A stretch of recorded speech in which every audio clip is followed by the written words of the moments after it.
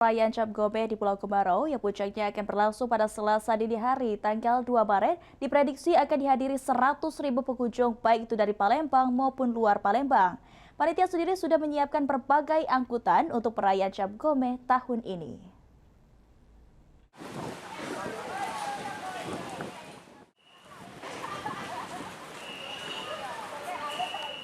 Setelah gelaran Imlek yang jatuh pada tanggal 17 Februari, selanjutnya perayaan Cap Gome akan berlangsung di Pulau Kemarau yang puncaknya akan terjadi pada Selasa dini hari tanggal 2 Maret.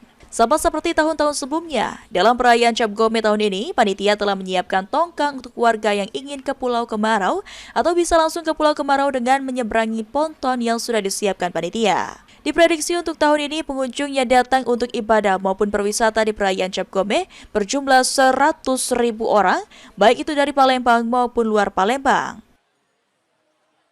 Ci Harun selaku panitia Cap Gome mengungkapkan jika Cap Gome merupakan puncak dari Imlek, di mana bulan purnama pertama keluar di tahun baru Imlek.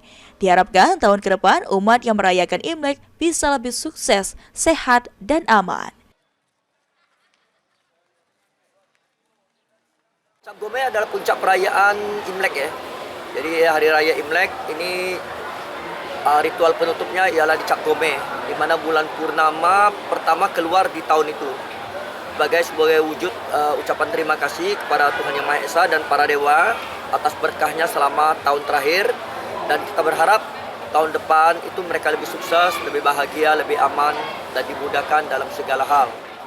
Di puncak perayaan Cap Gome sendiri, tepat pukul 12 malam akan ada pemotongan kambing hitam di depan altar Siti Fatimah.